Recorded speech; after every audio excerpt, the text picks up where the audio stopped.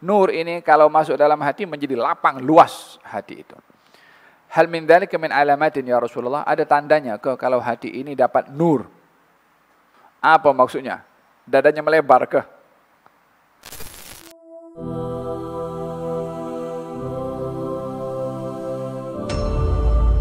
Inna nura idza dakhala al-qalba infataha wa syarah.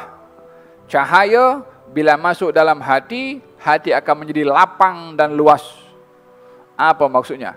Dadanya melebar ke? Ia adalah makna yang diberikan oleh Allah dalam hati. Kalau diberi cahaya oleh Allah, tumakninah dirasa, sakinah didapat, mantap dalam keyakinan, tidak goyang kalau diduga, tegar berhadapan dengan musibah, tidak terfitnah bila mendapatkan nikmat, tidak tertipu dengan kemegahan yang didapat. Hada nur yang ada di dalam hati.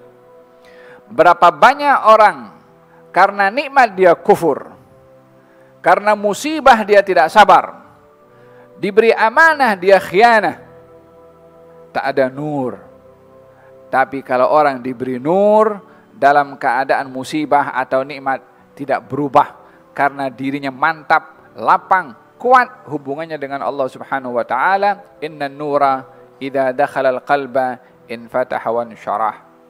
Nur ini kalau masuk dalam hati menjadi lapang, luas hati itu. Hal min dzalika min alamatin ya Rasulullah, ada tandanya ke kalau hati ini dapat nur? Kita semua ada hati, ada jiwa. Tapi adakah kita punya hati ini diberi cahaya oleh Allah atau tidak? Kita kena kenal pasti tandanya yang diberitahukan oleh Nabi SAW. Wallahi tak ada apa yang bermanfaat bagi kita di akhirat wala di dunia pun selain daripada apa yang kita dapat di dalam hati ini, kalau tidak diberikan perhatiannya oleh kita, karena ini tempat yang dipandang oleh Allah Subhanahu wa taala. Katanya tanda yang pertama, al-inabatu ila daril khulud. Orang itu banyak cenderung kepada hal-hal akhirat. Hal-hal yang membawa ingatan kepada akhirat, amal baik, taat, zikir, solat berjamaah, sedekah, zakat, hadir majlis ta'lim, muhasabah, tafakkur, tadabbur, qiyamul lail. Hal-hal yang memberikan sakinah dalam hati melalui ibadah. Ini tanda orang yang dia mendapatkan nur. Yang kedua, at-tajafi an daril ghurur. Menjauhkan diri daripada tempat yang menipu, yakni keduniaan.